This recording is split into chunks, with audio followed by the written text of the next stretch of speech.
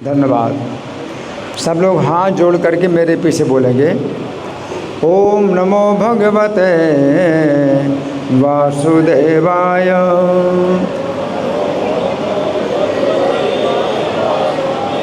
ओम नमो भगवते वासुदेवाय।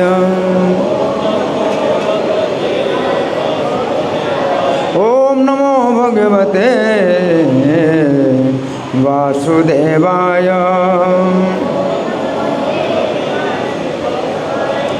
ग्रंथराज श्रीमद् भगवद गीता थारूप अध्याय 3। अध्याय का नाम है कर्मयोग। श्लोक संख्या 36। तो मैं पाठ कर रहा हूँ। अर्जुन वाच अथ केन प्रयुक्तोऽयं पापं चरति पुरुषः अनिच्छिन्नपि वार्ष्णेय बलादिव नियोजितः। श्लोक के शब्दों को आप दोहराइए, मेरे पीछे शब्दार्थ बोलिए। अर्जुन, सब लोग बोलिए।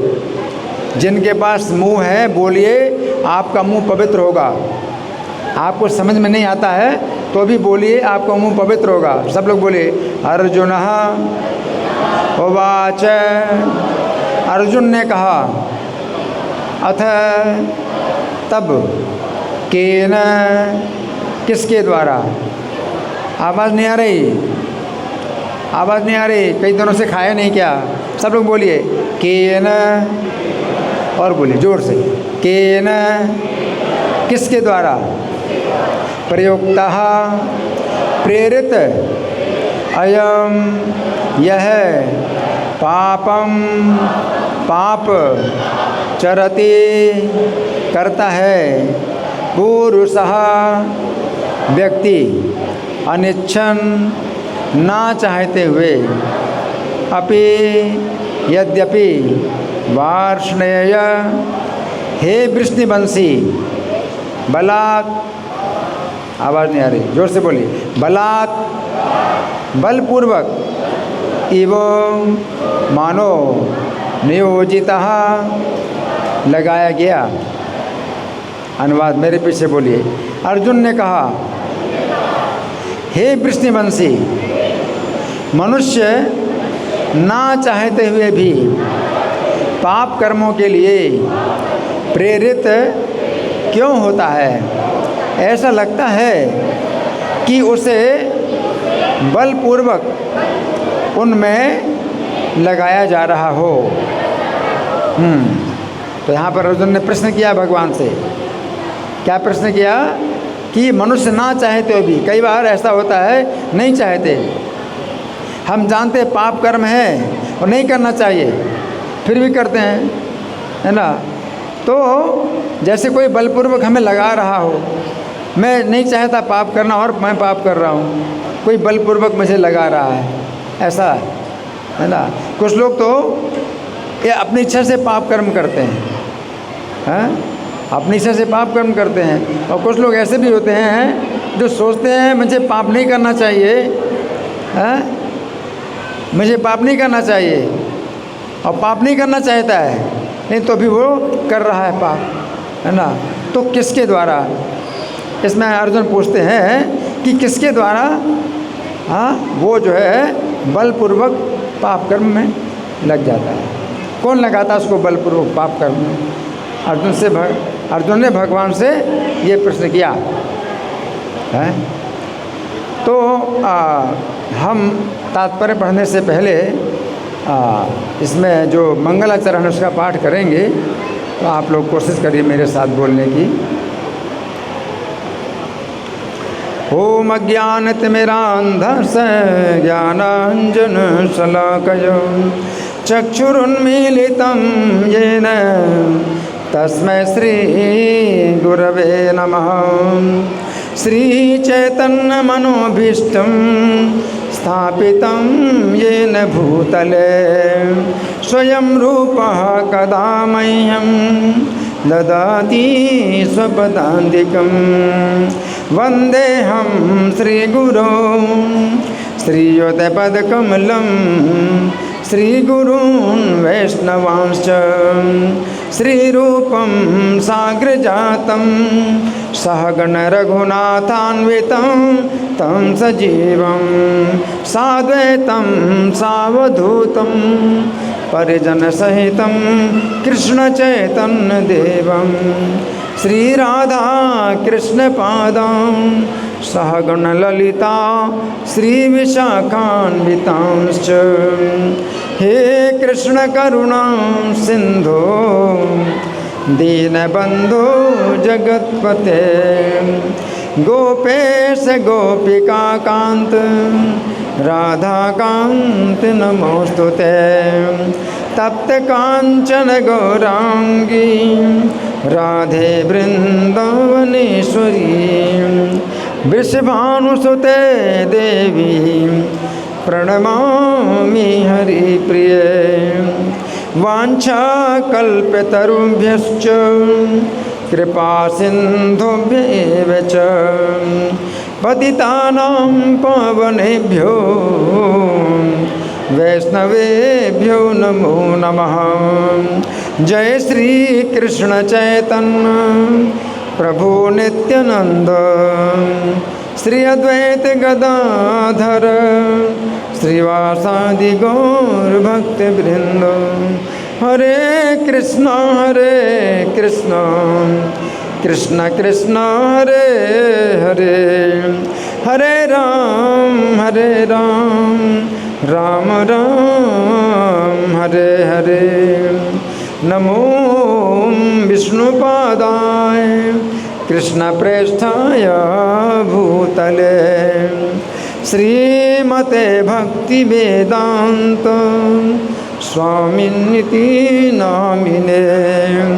नमस्ते सरस्वती देवे गौरवाणी प्रचारिणे निर्विशेष शून्यवादी पाश्चात्य देश तारिणे। श्लोक फिर से निकालेंगे।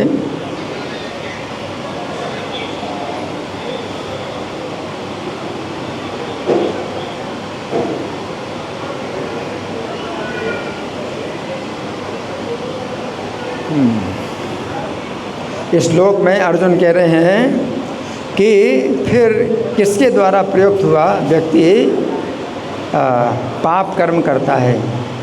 जब नहीं चाहता है तो जैसे कोई बलपूर्वक पाप में लगा रहा हो ऐसा होता है। अर्जुन कह रहे हैं तो कौन पाप कराता है। तो हम सुनेंगे प्रभुपाद तात्पर्य में क्या लिखते हैं और इस श्लोक पर चर्चा करेंगे हम लोग 9 बजे तक। तो 9 बजे तक मेरे साथ कौन कौन रहेंगे हाथ उठाइए। 1 2 3 4 5 6 7 8 9। तो 9 बजे तक रहेंगे आप लोग। तो आप लोग आगे आइए, आगे बैठिए और जो बाकी लोग बैठे हैं जितनी देर तक बैठेंगे उतनी कृपा मिलेगी। ठीक है। तो आप लोगों के ऊपर कोई फोर्स नहीं है कि आप बैठे हैं, पर तो बैठेंगे तो आपके ऊपर कृपा मिलेगी। ठीक है। तो हम सुनेंगे प्रभुपाद तात्पर्य में क्या लिखते हैं। श्रील प्रभुपाद की जय। जीवात्मा परमेश्वर का अंश होने के कारण मूलतः आध्यात्मिक शुद्ध एवं समस्त भौतिक कल्मशों से मुक्त रहता है। फलतः स्वभाव से वह भौतिक जगत के पापों में प्रवृत्त नहीं होता, किंतु जब वह माया के संसर्ग में आता है तो वह बिना झिझक के और कभी कभी इच्छा के विरुद्ध भी अनेक प्रकार से पाप कर्म करता है। तो यहाँ प्रभुपाद क्या बता दें कि माया, जीव जो है जब माया को भोगना चाहता है तो फिर माया उसको पाप कर्मों में लगाती है। और माया के भी जो है 3 गुण हैं। कितने गुण हैं माया के? कितने गुण हैं? 3 गुण हैं। माया के 3 गुण हैं। 3 गुण में सबसे पहला कौन सा है? पहला गुण सतोगुण। पहला गुण सतोगुण। दूसरा गुण क्या है? जोर से बोलो। दूसरा गुण क्या है? रजोगुण। और तीसरा गुण क्या है? तमोगुण। सतोगुण, रजोगुण, तमोगुण। इनमें से सतोगुण पाप में नहीं लगाता। सतोगुण आपको पापों से मुक्त करता है। सतोगुण क्या करता है? आपको पापों से मुक्त करता है ना। लेकिन रजोगुण क्या करता है? पाप में लगाता है। रजोगुण पाप में लगाता है और तमोगुण अज्ञान में लगाता है ना। तो 3 गुण है ना। तो यहाँ पर प्रभुपाद लिख रहे हैं कि अतः कृष्ण से अर्जुन का प्रश्न अत्यंत प्रत्याशापूर्ण है कि जीवों की प्रकृति विकृत क्यों हो जाती है। यद्यपि कभी कभी जीव कोई पाप नहीं करना चाहता, किंतु उसे ऐसा करने के लिए बाध्य होना पड़ता है, किंतु ये पाप कर्म अंतर्यामी परमात्मा द्वारा प्रेरित नहीं होते। एक बात निश्चित समझो, एक बात निश्चित समझो कि पाप कर्म अंतर्यामी परमात्मा के द्वारा प्रेरित नहीं होते। सबके हृदय में भगवान परमात्मा के रूप में है ना। तो कई लोग जो है भगवान के ऊपर दोष लगाते हैं कि हृदय में हमारे जो परमात्मा बैठे हैं वही तो पाप में लगाते हैं। कई लोग ऐसा कहते हैं कि मैं तो पाप नहीं करना चाहता, अब हृदय में कोई जो है शक्ति है जो मुझे पाप में लगाती है, तो फिर वो कौन है? परमात्मा ही होंगे। तो ऐसा जो है लगता है। लेकिन प्रभुपाद कहते हैं नहीं, अंतर्यामी परमात्मा कभी किसी को पाप कर्मों में नहीं लगाता है ना। तो ये बात समझना चाहिए। अंतर्यामी परमात्मा द्वारा ये पाप कर्म प्रेरित नहीं होते, अभी तो अन्य कारण से होते हैं, जैसा कि भगवान अगले श्लोक में बताते हैं। अब अगले श्लोक में भगवान बताएंगे कि पापों की प्रेरणा कहाँ से आती है ना। अब है तो हृदय में ही, हृदय में ही है, लेकिन हृदय में परमात्मा है, लेकिन साथ साथ हृदय अशुद्ध है और हमारे 6 शत्रु भी हृदय में हैं। हृदय में एक परमात्मा है और उनके साथ साथ 6 शत्रु हैं हृदय में। 6 शत्रु काम, क्रोध, लोभ, मोह, मद, मत्सर, ये 6 शत्रु भी हैं। अब हर कोई कहता है देखो पाप जो है अंदर से ही तो आवाज़ आती है तो मैं पाप करता हूँ। कोई कहता है कि भाई मेरे अंदर से ही आवाज़ आई इसलिए मैंने ये काम किया है। कोई किसी की हत्या कर देता है, किसी ने किसी को गोली मार दी, उससे पूछा गया तुमने गोली क्यों मार दी है? तो कोई कारण नहीं था। वो क्या कहता है, अंदर से आवाज़ आई तो मैंने गोली मार दी। तो लोग क्या कहेंगे, भाई अंदर तो भगवान ही सबके हृदय में अंदर परमात्मा है, तो उनसे ही उन्होंने आवाज़ दी गोली मारने की। तो इसका क्या उत्तर है? इसका क्या उत्तर है? क्या उत्तर देंगे? सही है? नहीं है? नहीं है तो फिर क्या उत्तर है? उत्तर ये है कि हृदय में हमारे 6 शत्रु और भी बैठे हुए हैं, तो परमात्मा की आवाज़ तो हम सुन नहीं पाते और उनकी आवाज़ आती है। जैसे मान लीजिए फ़ोन पर आप बात कर रहे हैं और 6 लोगों की आवाज़ एक साथ आ रही है, तो आप क्या समझ पाओगे कि जिस व्यक्ति से आप बात कर रहे हैं तो वो क्या बोल रहा है? आप नहीं समझ पाएंगे। हृदय के अंदर आपके परमात्मा हैं और आप चाहते हैं कि परमात्मा जो बोलेंगे वही मैं करूँगा, और अंदर से आवाज़ जो आएगी वही मैं करूँगा। तो अंदर से आवाज़ आएगी, अंदर से आवाज़ तो आ रही है, लेकिन हमें कैसे पता कि वो परमात्मा की आवाज़ है? क्योंकि साथ में 6 शत्रु भी आवाज़ कर रहे हैं। तो इसलिए हमें अंदर की आवाज़ नहीं सुनना चाहिए, अंदर की आवाज़ के अनुसार काम नहीं करना चाहिए जब तक कि हमारा हृदय पूरा शुद्ध ना हो। जब तक हृदय शुद्ध ना हो, हमारे शत्रु काम, क्रोध, लोभ, मोह, मत्सर सब नष्ट ना हो जाएं, तो फिर एक व्यक्ति की आवाज़ आएगी, वो है परमात्मा। परमात्मा की आवाज़ आएगी कि ये करना तो इसलिए कोई भी काम करना है तो अंदर की आवाज़ से नहीं करना है। कोई भी काम करना है तो अंदर की आवाज़ से नहीं करना है। हमें शास्त्र साधु आचार्य के अनुसार काम करना है। किसके अनुसार काम करना है? हाँ जी, आप सुन रहे हैं, उधर देख रहे हैं क्या? मैंने क्या कहा? शास्त्र के अनुसार। और क्या? 3 बताए, 3 कारणों से। एक तो शास्त्र के अनुसार, दूसरा साधु के अनुसार, और तीसरा आचार्य के अनुसार। शास्त्र, साधु, आचार्य तीनों एक मत हो तो हमारे लिए कार्य निश्चित है। शास्त्र में तो बहुत सी बातें हैं, और शास्त्र में बहुत सी बातें ऐसी भी हैं कि ऐसा भी है वैसा भी है, दोनों तरह से बातें बताएगी। तो शास्त्र की कोई बात हो और वो साधु भी बोलें, आचार्य भी बोलें, तो एक मत हो जाए तो फिर निश्चित है हमें ये कार्य करना है। अंदर की आवाज़ से नहीं काम करना है। अंदर की आवाज़ से काम नहीं करना। क्यों? क्योंकि अंदर क्या है? शत्रु बैठे हैं और वो आवाज़ नहीं दे रहे हैं। वो आवाज़ दे रहे हैं, इसकी हत्या कर दो, इसकी हत्या कर दो, इसको मार पीट कर दो, इसको गाली दे दो, तो ये काम करो, वो काम करो। ये सब गलत काम जो है हमारे शत्रु जो है वो कराते हैं, है ना, है ना। तो हम सुनेंगे इसमें श्री भगवान ने कहा में कैसी व्याख्या हुई है, आप लोग बड़े ध्यान से सुने। देखिए, पिछले श्लोक में भगवान ने कहा था अपने स्वधर्म में जीना और मरना दोनों कल्याणकारी है।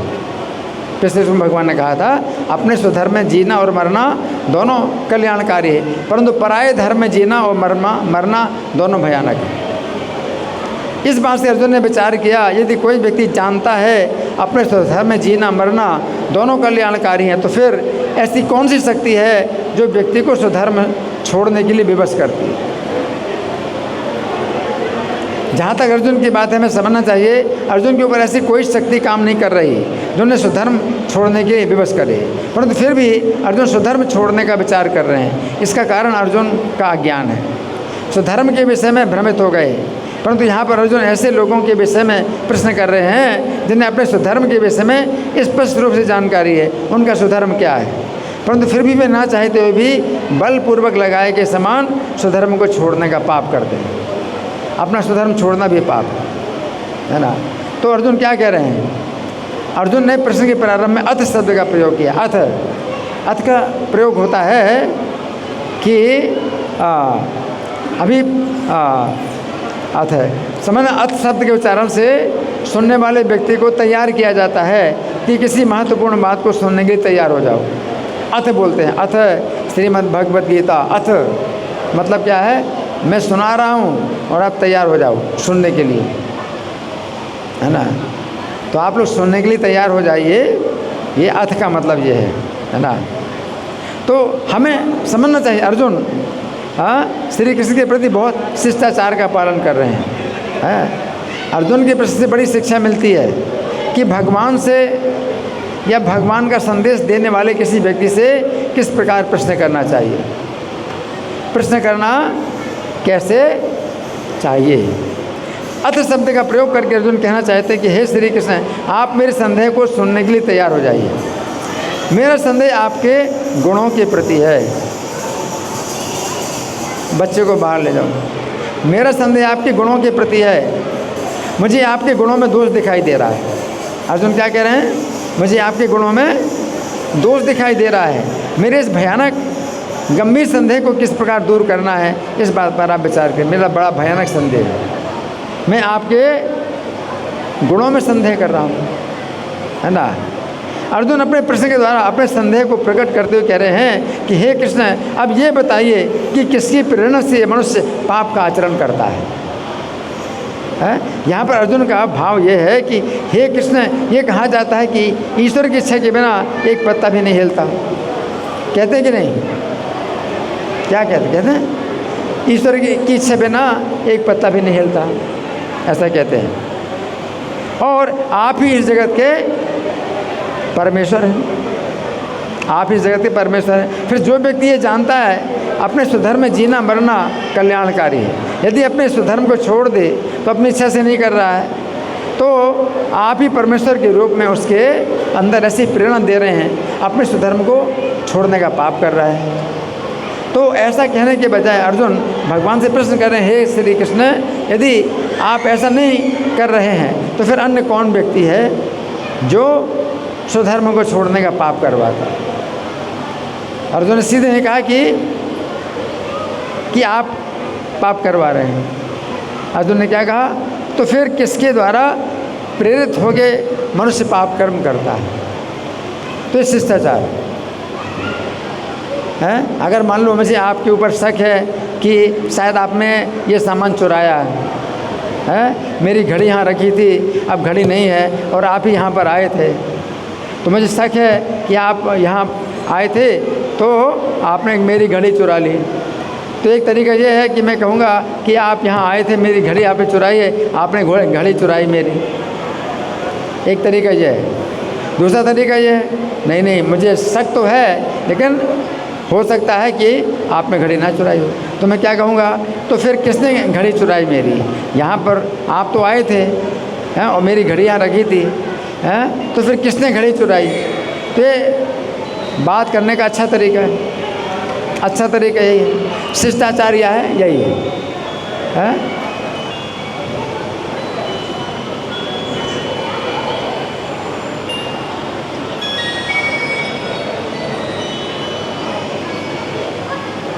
तो अर्जुन का शिष्टाचार है। अर्जुन क्या सोच रहे हैं कि पाप कर्म जो है अगर कोई नहीं करना चाहता है और फिर भी कर रहा है तो आप ही पाप कर्म करवाते हो। लेकिन ये ना कहने के बजाय क्या बोले, कौन पाप कर्म करवाता है? तो वो अच्छा तरीका है। यदि आप नहीं कर रहे तो फिर कौन ऐसा व्यक्ति है जो मनुष्य को पाप करवाता है? ये उसी प्रकार है जैसे किसी कमरे से यदि कोई सामान गायब हो जाए और जिस समय वो सामान गायब हुआ उस समय एक विशेष व्यक्ति ही वहाँ पर मौजूद था, तो हम शिष्टाचार के कारण ऐसा कहने के बजाय कि आपने इस सामान को गायब किया, हम कहते हैं जिस समय ये सामान गायब हुआ उस समय आप ही यहाँ पर थे, तो फिर किसने इस सामान को गायब किया? ये कहते हैं। तो कहने का अर्थ यही है कि आपने ही सामान गायब किया, परंतु शिष्टाचार के अनुसार ये बात प्रश्न के रूप में कही जाती है कि किसने सामान को गायब किया है ना। अब गर्ग संहिता में वर्णन आता है, उग्रसेन के द्वारा छोड़ा हुआ अश्वमेध यज्ञ का घोड़ा हस्तिनापुर में आया। अश्वमेध यज्ञ का घोड़ा हस्तिनापुर में आया तो दुर्योधन ने जानकर भी घोड़ा पकड़ लिया कि घोड़े की रक्षा वे यादव कर रहे हैं जो श्री कृष्ण के आश्रित हैं। घोड़े की रक्षा कौन कर रहे हैं? यादव, जो श्री कृष्ण के आश्रित हैं। उस समय उसने समस्त कौरव सैनिकों को यादवों के विरुद्ध युद्ध करने में लगा दिया। फिर जिस समय श्री कृष्ण स्वयं उस युद्ध में आ गए, उस समय भयभीत होकर के उसने श्री कृष्ण से कहा, हे प्रभु, मैं धर्म को जानता हूँ किंतु उसमें मेरी प्रवृत्ति नहीं है, मैं पाप को भी जानता हूँ किंतु उससे मेरी निवृत्ति नहीं है, मेरे हृदय में कोई देवता निवास करता है, वो जो मुझसे कराता है मैं वही करता हूँ। हे मधुसूदन, मैं यंत्र हूँ, आप यंत्री हैं, आप यंत्र के संचालक हैं, आप जिस प्रकार मुझको चलाते हैं मैं उसी प्रकार से कार्य करता हूँ, अतः मैं जो कुछ भी पाप करता हूँ मुझे दोष मत दीजिए। दुर्योधन ने क्या कहा? मैं जो भी पाप करता हूँ तो मेरा दोष नहीं है। किसका दोष है? आपका ही दोष है, आप ही मुझसे पाप कर्म कराते हैं। दुर्योधन सीधे इस प्रकार से भगवान से कहा। तो यहाँ पर अर्जुन के मन में शंका है, यदि कोई व्यक्ति पाप को जानता है और पाप नहीं करना चाहिए, फिर भी यदि वो पाप करता है तो शायद श्री कृष्ण उससे पाप कराते हैं क्योंकि सब प्राणियों के हृदय में स्थित हैं। तो अर्जुन यहाँ पर प्रश्न कर रहे हैं और श्री कृष्ण को अवसर दे रहे हैं कि यदि श्री कृष्ण के अलावा कोई अन्य व्यक्ति हो जो पाप कराता है तो श्री कृष्ण बतलाएं, परंतु दुर्योधन तो श्री कृष्ण पर ही दोष लगा रहा है। दुर्योधन ने क्या किया? श्री कृष्ण के ऊपर दोष लगा दिया। हे कृष्ण, मैं तो यंत्र हूँ और आप यंत्री हैं। हाँ, मशीन, मैं तो मशीन हूँ और आप ऑपरेटर हैं। तो मशीन खुद तो काम करती नहीं, ऑपरेटर जैसे मशीन को चलाता है उसी प्रकार आप मुझसे पाप करवाते हैं तो मैं पाप करता हूँ, इसमें मेरा कोई दोष नहीं। दुर्योधन ने ऐसा बोल दिया, मेरा कोई दोष नहीं है, आप ही मुझसे पाप कराते हैं। सही है? ऐसा दुर्योधन ने कहा, सही है, सही है, सही है। दुर्योधन ने कहा कि मैं जो भी पाप करता हूँ आप मुझसे पाप कराते हैं तो मेरा कोई दोष नहीं है। सही है, सही है, सही है, सही है, नहीं है, नहीं है, हाँ, हाँ या ना, नहीं, गलत है। इस प्रकार हम देखते हैं अर्जुन ने इस विषय में श्री कृष्ण को बोलने का अवसर दिया, अतः उन्हें गीता के रूप में श्री कृष्ण के उपदेश सुनने का अवसर प्राप्त हुआ। परंतु दुर्योधन ने इस विषय में अपना निष्कर्ष ही निकाल दिया कि हे श्री कृष्ण, मैं जो कुछ भी पाप करता हूँ उसमें आपका ही दोष है, मेरा कोई दोष नहीं है। इस प्रकार उसने इस विषय में श्री कृष्ण को बोलने का अवसर नहीं दिया, उसे गीता के रूप में श्री कृष्ण के उपदेश सुनने का अवसर नहीं प्राप्त हुआ। अर्जुन ने पूछा कि कौन पाप कराता है, तो भगवान बताते हैं कौन पाप कराता है ना। दुर्योधन ने अपनी तुलना मशीन से की और श्री कृष्ण की तुलना ऑपरेटर से की, परंतु ये तुलना उचित नहीं है। पहली बात तो यह है, श्री कृष्ण परमात्मा के रूप में सब प्राणियों के हृदय में स्थित हैं, परंतु वे किसी प्राणी को पाप करने के लिए प्रेरित नहीं करते। हृदय में हैं लेकिन पाप करने की प्रेरित नहीं करते। अतः ये कहना कि जैसे मशीन को ऑपरेटर चलाता है उसी प्रकार परमात्मा जीव से पाप करवाते हैं, उचित नहीं है। गीता 18:6 में भगवान शरीर को यंत्र कहते हैं और जीवात्मा और परमात्मा दोनों ही यंत्र में सवार हैं। अच्छा, 18:60 होगा, इसमें ये गलती है।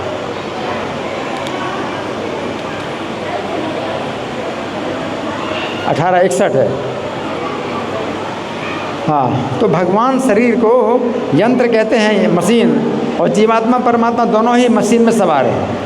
तो मशीन तो जड़ वस्तु है, उसी प्रकार शरीर तो जड़ वस्तु है, परंतु मशीन पर सवार जीवात्मा परमात्मा दोनों चेतन हैं। तो श्री कृष्ण परमात्मा के रूप में अवश्य इस शरीर रूपी मशीन को चला रहे हैं, परंतु वे जीवात्मा की इच्छा के अनुसार चला रहे हैं। जीवात्मा श्री कृष्ण की शरण ना लेकर माया को भोगना चाहता है। जीवात्मा कैसा है? बच्चों को ले जाइए बाहर, खेलेंगे नहीं। ये बच्चे किसके हैं? बच्चे नहीं खेलेंगे यहाँ पर, आपकी जिम्मेदारी है बच्चे यहाँ पर नहीं खेलेंगे और आप लोग दूसरों को सुनने में बाधा न डालें। तो मैं क्या बता रहा था, माता जी आप सुन रहे नहीं सुन रही, उधर देख रहे हैं। यहाँ अगर यहाँ मंदिर में कथा चल रही है, आप उधर देख रहे हैं, है ना। मंदिर में आने का फ़ायदा क्या हुआ? वो तो अपने घर परिवार दिन रात आप कर रहे हो, यही ये सब काम जो है 24 घंटे आप कर रहे हैं। आपस में बातें नहीं, कोई बातें नहीं करेगा, आपस में बातें नहीं। जिनको बातें करना बाहर जाइए। कौन बातें कर रहा है? मैं क्या बता रहा हूँ, क्या सुना? क्या सुना? कौन बताएगा? सुनो ध्यान से। श्री कृष्ण परमात्मा के रूप में शरीर की मशीन को चला रहे हैं, परंतु जीवात्मा की इच्छा के अनुसार चला रहे हैं। ये शरीर जो है गाड़ी है, कार है, जो भी समझो, हैं, और श्री कृष्ण चला रहे हैं इस कार को, ड्राइवर है, लेकिन जीवात्मा की इच्छा के अनुसार चला रहे हैं। जैसे आप गाड़ी में बैठे हैं और ड्राइवर चला रहा है गाड़ी, आपकी इच्छा के अनुसार गाड़ी चला रहा है, ठीक है ना। अब गाड़ी अगर गलत रास्ते से चल रही है तो ड्राइवर की क्या जिम्मेदारी है? ये आपकी जिम्मेदारी है। ड्राइवर गलत रास्ते में जा रही है, गलत जगह जा रही है, तो किसकी जिम्मेदारी है? ड्राइवर की जिम्मेदारी है, आपकी जिम्मेदारी है ना। उसी प्रकार से भगवान परमात्मा के रूप में शरीर के गाड़ी को चला रहे हैं, लेकिन वो गाड़ी गलत जगह जा रही है? तो उसमें भगवान की कोई जिम्मेदारी नहीं है, क्योंकि भगवान आपकी इच्छा के अनुसार गाड़ी चला रहे हैं। अगर आप भगवान की शरण लें और कहें कि प्रभु ड्राइवर साहब आप मेरी गाड़ी को बिल्कुल सही जगह पर ले जाइए और सही रास्ते से ले जाइए, सुरक्षित रास्ते से ले जाइए, तो फिर ड्राइवर अपनी जिम्मेदारी लेता है कि हाँ अब मैं सही रास्ते से चलाऊँगा और सही जगह आपको ले जाऊँगा। तो वो आपकी जिम्मेदारी है कि आप परमेश्वर से प्रार्थना करें कि आप अपनी इच्छा से मुझे सही रास्ते पर चलाइए, ठीक है ना। तो परमात्मा जो है किसी जीवात्मा से पाप नहीं कराते, जीवात्मा की इच्छा के अनुसार उसकी गाड़ी चला रहे हैं, है ना। तो जीवात्मा श्री कृष्ण की शरण न लेकर माया को भोगना चाहता है, अतः माया ने जीव को 3 गुणों में बांधा। माया ने 3 गुणों में बांधा है और 3 गुण ही जीवात्मा को अच्छे बुरे कर्म में लगाते हैं। तो जीवात्मा के निर्देश के अनुसार श्री कृष्ण परमात्मा के रूप में शरीर रूपी गाड़ी को चला रहे हैं, अच्छे बुरे कर्म करा रहे हैं, परंतु श्री कृष्ण उन कर्मों की जिम्मेदारी नहीं लेते। मेरी जिम्मेदारी नहीं। परमात्मा कहते हैं कि देखो मैं ड्राइवर हूँ, तुम्हारी गाड़ी चला रहा हूँ, मैं जिम्मेदार नहीं हूँ क्योंकि तुम्हारी इच्छा के अनुसार गाड़ी चला रहा हूँ, है ना। एक बार एक लड़का ज़ोर ज़ोर से रोते हुए भगवान की निंदा कर रहा था। सुन रहे? क्या सुना? क्या सुना? कोई नहीं सुन रहा? कौन सुन रहा? हाथ उठाइए। कोई सुन रहा? हाँ, क्या बताया मैंने? क्या सुना आपने? नहीं, अभी क्या बोला? हाँ, एक लड़का ज़ोर ज़ोर से रोते हुए भगवान की निंदा कर रहा था। ध्यान से सुनो, आप लोग क्यों बैठे इधर? किस लिए बैठे हैं? अगर सुनना नहीं है तो फिर बैठे किस लिए हैं? सुनिए ध्यान से। एक बार एक लड़का ज़ोर ज़ोर से रोते हुए भगवान की निंदा कर रहा था कि भगवान ने क्यों मुझसे ऐसे पाप कर्म करवाए। रो रहा है ज़ोर ज़ोर से और भगवान की निंदा कर रहा है कि भगवान ने मुझसे ऐसे पाप कर्म करवाए जिनका दंड मुझे भोगना पड़ रहा है। वो लड़का क्या बोल रहा है कि भगवान ने मुझसे ऐसे पाप कर्म करवाए जिनका दंड मुझे भोगना पड़ रहा है। वो ज़ोर ज़ोर से रो रहा है और क्या बोल रहा है कि भगवान ने मुझसे क्यों ऐसे पाप कर्म करवाए जिनका दंड मुझे भोगना पड़ रहा है। तो श्रील प्रभुपाद ने उस लड़के के अज्ञान की निंदा करते हुए कहा, ये लड़का अपने को मशीन समझ रहा है।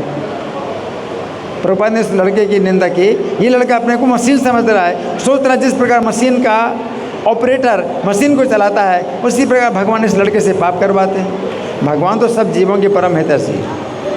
भगवान क्या है? सब जीवों के परम हितैषी हैं, किसी भी जीव के शत्रु नहीं हैं जो किसी भी जीव को पाप में लगाते हों। हाँ, वे तो गीता 66 में ये भी कहते हैं, मेरी शरण में लोगे तो मैं सब पापों से मुक्त कर दूंगा। भगवान कहते हैं मेरी शरण में आओ तो मैं तुम्हें सब पापों से मुक्त कर दूंगा। तो हाँ, प्रभुपाद जो है इस श्लोक में समझा रहे हैं, यद्यपि कभी कभी जीव कोई पाप नहीं करना चाहता किंतु उसे पाप करने के लिए विवश होना पड़ता है, किंतु ये पाप कर्म अंतर्यामी परमात्मा के द्वारा प्रेरित नहीं होते, अपितु तो अन्य कारण से होते हैं, है ना। तो यहाँ पर मनुष्य के जीवन में पाप पुण्य का विचार किया जाता है, पशु पक्षियों के जीवन में नहीं होता है। पशु पक्षियों के जीवन में पाप करना विचार नहीं होता है, क्योंकि उनके पास पाप और पुण्य का विवेक नहीं होता है और न ही उन्हें पाप पुण्य की शिक्षा दी जाती है। एकमात्र मनुष्य जीवन ऐसा है जिसमें पाप पुण्य की शिक्षा दी जाती है और पाप पुण्य का विवेक भी होता है।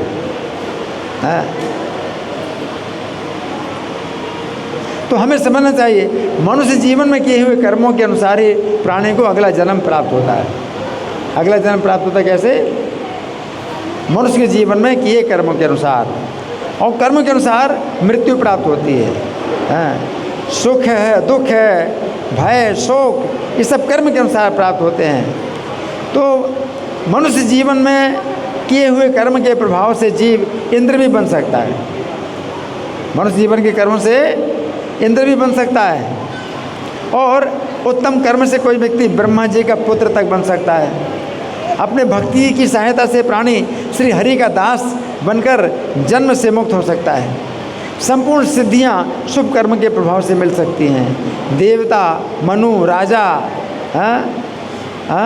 ये सभी योनियां मनुष्य जीवन में किए कर्म के अनुसार होती हैं, है ना।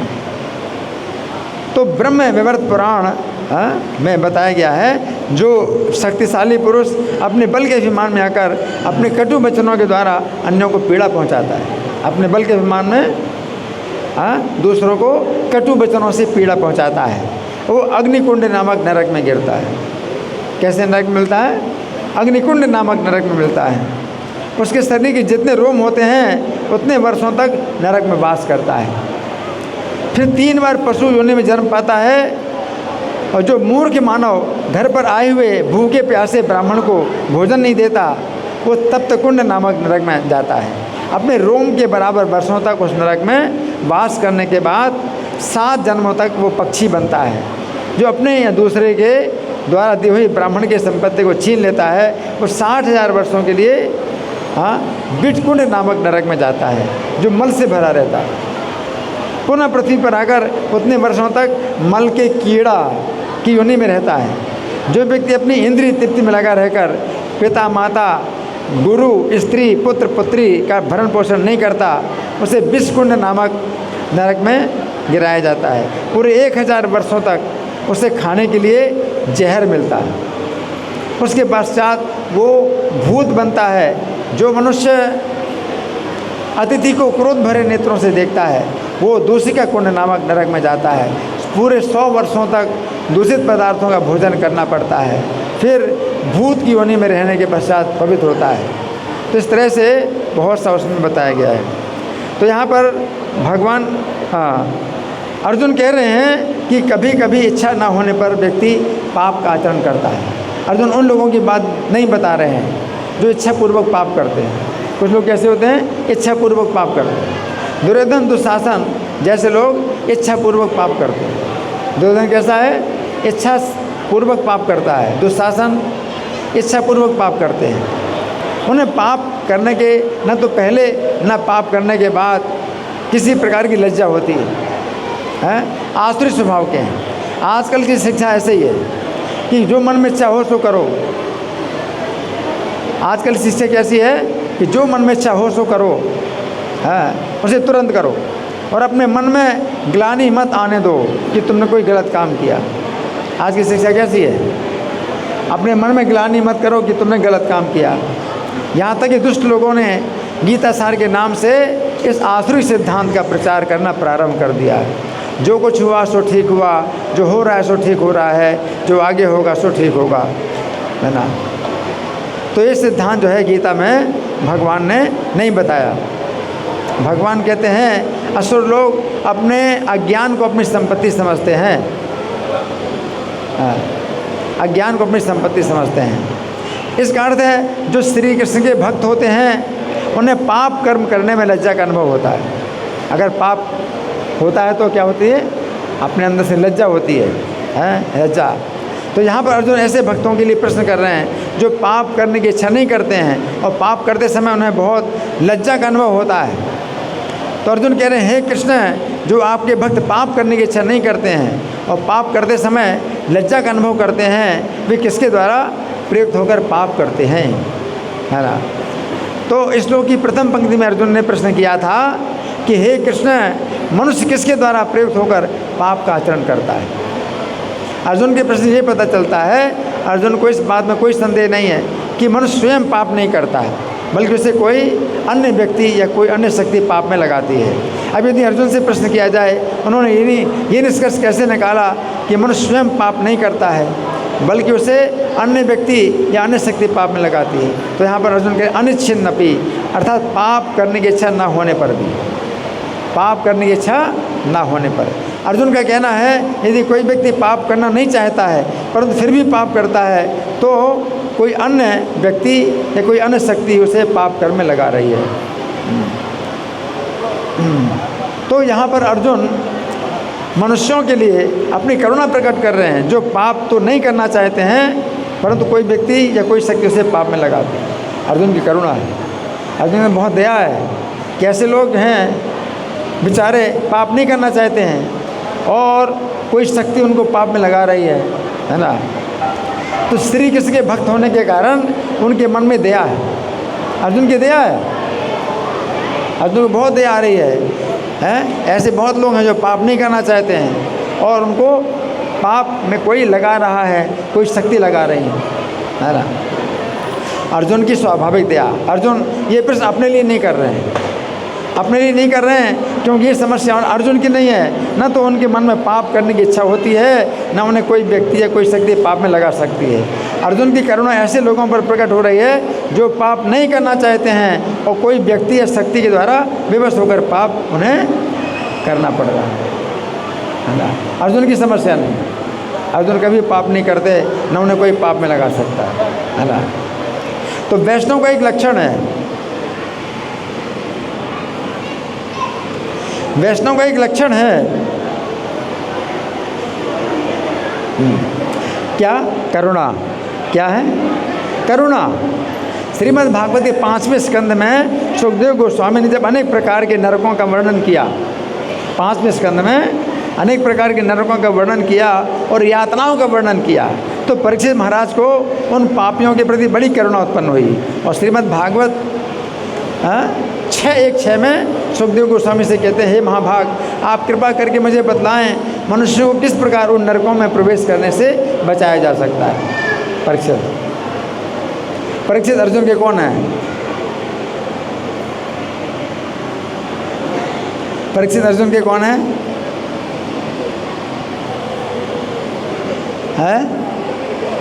पुत्र के पुत्र हैं। अर्जुन के पुत्र अभिमन्यु, अभिमन्यु के पुत्र परीक्षित, पुत्र के पुत्र। तो जो अर्जुन में गुण है वो परीक्षित में भी गुण है। अर्जुन गीता सुन रहे भगवान से तो उनको बड़ी दया आ रही है ऐसे लोगों के ऊपर जो पाप नहीं करना चाहते हैं और पाप उन्हें कोई करना पड़ रहा है, कोई शक्ति लगा रही है। तो बहुत प्रश्न कर रहे हैं कि कौन लगाता है। और परीक्षित ने जब नरकों का वर्णन सुना, 28 प्रकार के नरक और कैसी कैसी यातनाएं मिलती हैं, तो परीक्षित महाराज को जो है उनके ऊपर दया आती है, उन पापियों के ऊपर जो नरक में ले जाए जाते हैं, है ना। तो परीक्षित कहते हैं कि महाभाग, आप कृपा करके बतलाइए मनुष्यों को किस प्रकार उन नरकों में प्रवेश करने से बचाया जा सकता है। ये दया है। परीक्षित को थोड़ी नरक में जाना है, परीक्षित को कोई नरक में नहीं जाना, लेकिन क्या प्रश्न कर रहे हैं कि ऐसे लोगों को जो नरक में ले जाए जा रहे हैं कैसे बचाया जा सकता है। पाप किए हैं, अब नरकों में जा रहे हैं, तो परीक्षित कह रहे हैं कि कैसे उनको बचाया जा सकता है। और अर्जुन प्रश्न कर रहे हैं कि जो पाप नहीं करना चाहते हैं और कौन वो पाप में कोई लगा रहा है, तो कौन लगा रहा है पाप में। ऐसे वैष्णव जो है ऐसे दयालु होते हैं, उनकी दया है। इस प्रकार हम देखते हैं अर्जुन की करुणा और परीक्षित महाराज की करुणा में एक ही अंतर है। अर्जुन करुणापूर्वक विचार करते हैं, जो व्यक्ति पाप नहीं करना चाहता है वो किसके द्वारा प्रेरित होकर पाप करता है, और परीक्षित महाराज करुणापूर्वक विचार कर रहे हैं कि जिस व्यक्ति ने पाप किए अब नरक में जा रहा है, किस प्रकार नरक में जाने से रक्षा हो सकती है। ये अंतर। तो तात्पर्य प्रभुपाद लिखते हैं कि जो लोग पाप कर्म करते हैं उन्हें नरक लोकों में प्रवेश करने के लिए और कष्ट भोगने के लिए बाध्य किया जाता है, बांध करके नरक में ले जाते हैं। चूँकि महाराज परीक्षित भक्त हैं, अतः उन्हें चिंता है कि इसे किस प्रकार रोका जा सकता है। कोई पापी को ले जा रहे हैं यमदूत, उसको कैसे रोकें कि यमदूतों से उसको बचाया जाए। वैष्णव पर दुखी होता है। कैसा होता है? वैष्णव पर दुखी, पराय दुख में दुखी, पर दुखी होता है। प्रहलाद महाराज ने कहा, हे प्रभु, मेरी अपनी समस्त अपनी समस्या नहीं है, क्योंकि मैंने आपके दिव्य गुणों का गान करना सीख लिया है, अतः मैं भाव समाधि में प्रवेश कर सकता हूँ। परंतु मेरी एक समस्या है, इन धूर्तों मूर्खों के विषय में सोचता हूँ जो माया सुख के लिए आपकी भक्ति का कोई ज्ञान ही नहीं है। माया में पड़े हैं, आपकी भक्ति का कोई ज्ञान नहीं है, मुझे उन पर दुख हो रहा है। पर ये कौन? प्रहलाद महाराज बोल रहे हैं। तो वैष्णव के सामने ये समस्या रहती है, चूँकि वैष्णव पूर्णतया भगवान के शरणागत होता है, अतः उसकी अपनी कोई समस्या नहीं है, किंतु पतित बद्ध आत्माओं के प्रति दयालु होने से वो उनको इस जीवन में और अगले जीवन में नरक से बचाने की योजनाओं के विषय में सोचता रहता है कि कैसे नरक से बचाया जाए। अब प्रभुपाद भी देखो हैं, 70 साल की अवस्था में गए, अकेले गए, विदेश में गए हैं, उन्हें क्या ज़रूरत थी? उन्हें क्या ज़रूरत थी? हैं, लेकिन बचाने के लिए गए। कितने लोग हैं नरक में जा रहे हैं, है ना, है ना। तो मानो उन्हें बलपूर्वक पाप में लगाया जा रहा हो। अर्जुन का कहना है जो व्यक्ति पाप करने की इच्छा नहीं करता है, उससे कोई व्यक्ति या शक्ति बलपूर्वक पाप में लगाती है। अर्जुन कहना चाहते हैं, हे कृष्ण, चूँकि आपके ही नियंत्रण में प्रत्येक व्यक्ति है, अतः यदि आप उसकी इच्छा के विरुद्ध उसे पाप कर्म में लगाना चाहते हैं तो वो फिर कैसे बच सकता है? हे कृष्ण, आप बलवानों में परम बलवान हैं। अर्जुन का क्या कहना है? हे कृष्ण, आप बलवानों में परम बलवान हैं।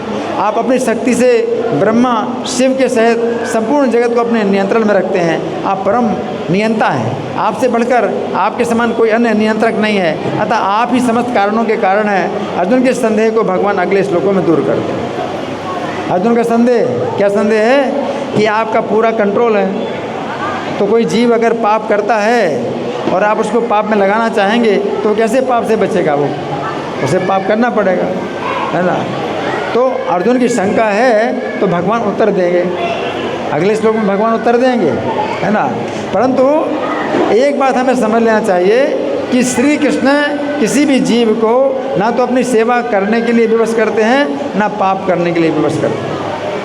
भगवान किसी जीव को ना तो अपनी सेवा करने के लिए विवश करते हैं कि मेरी सेवा करो, और ना पाप करने के लिए विवश करते हैं कि तुम पाप करो। भगवान हृदय में बैठे हैं, लेकिन ना तो अपनी सेवा करने में विवश करते हैं कि मेरे हिसाब से काम करो तुम, और ना भगवान उसको विवश करते हैं कि तुम पाप करो।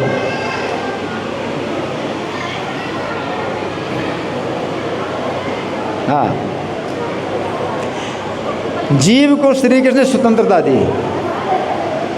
जीव को श्री कृष्ण ने स्वतंत्रता दी है कि वो या तो श्री कृष्ण की सेवा करे या माया की सेवा करे। जीव अपनी स्वतंत्रता का दुरुपयोग करके माया को भोगना चाहता है, और माया देवी उस जीव को 3 गुणों का बंधन प्रदान करती है। उन 3 गुणों के बंधन बंधा हुआ जीव अच्छे बुरे कर्मों के लिए विवश होता है ना।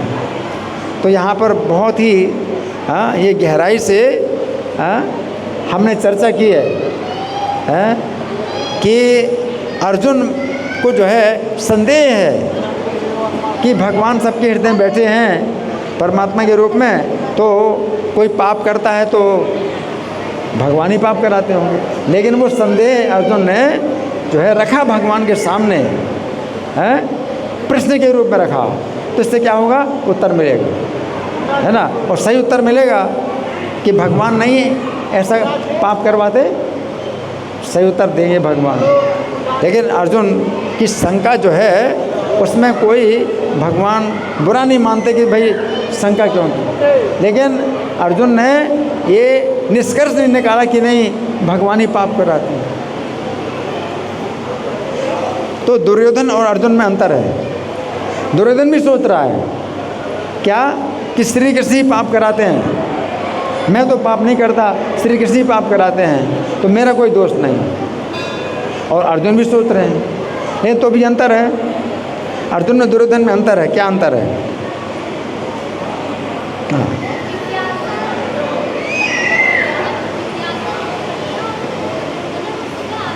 हरि बोल, हरि बोल।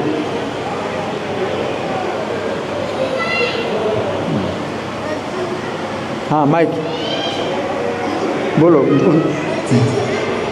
मुंह में लगाओ, मुंह में लगाओ। और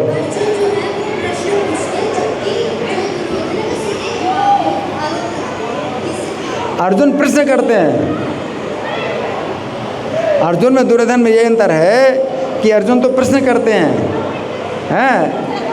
कि आप अगर पाप में नहीं लगाते किसी को तो फिर पाप क्यों करता है? वो तो पाप नहीं करना चाहता, तो वो क्यों पाप करता है? कौन पाप में लगाता है? तो अर्जुन ने प्रश्न किया ना, और भगवान को उत्तर देने का अवसर दिया। लेकिन दुर्योधन ने भगवान को अवसर नहीं दिया, सीधे भगवान से कहा, क्या आप ही मुझसे पाप कराते हैं तभी मैं पाप करता हूँ? मैं जानता हूँ धर्म क्या है तो मैं धर्म नहीं करता, मैं जानता हूँ धर्म क्या है तो मैं अधर्म को छोड़ता नहीं। तो आप ही मेरे हृदय में बैठ करके मुझसे पाप कराते हैं, तो फिर मुझे आप दोष मत दीजिए। ये दुर्योधन ने सीधे भगवान से कह दिया, भगवान से उत्तर नहीं मांगा। असुर लोग जो है इसी प्रकार के निष्कर्ष निकाल लेते हैं, अपना ज्ञान बना लेते हैं। लेकिन जो भक्त हैं वो भी सोचते तो ऐसे ही हैं, लेकिन फिर भी भगवान से वो प्रश्न करते हैं, भगवान से या भगवान के प्रामाणिक आचार्य से प्रश्न करते हैं और अपना संदेह रखते हैं कि मेरा ये संदेह। तो भक्त में और असुर में ये अंतर है। भक्त क्या करता है, उसको भी लगता तो है कि भाई भगवान ही करा रहे हैं, तो भी करता है, वो भी सोचता है। और जो असुर है वो भी ये सोचता है। लेकिन भक्त क्या करता है कि वो प्रामाणिक जो है साधु से, आचार्य से, गुरु से प्रश्न करता है और प्रश्न का उत्तर प्राप्त करता है, समझने की कोशिश करता है। जबकि असुर क्या करता है, समझने की कोशिश नहीं करता। वो क्या कहता है, मैं समझ गया।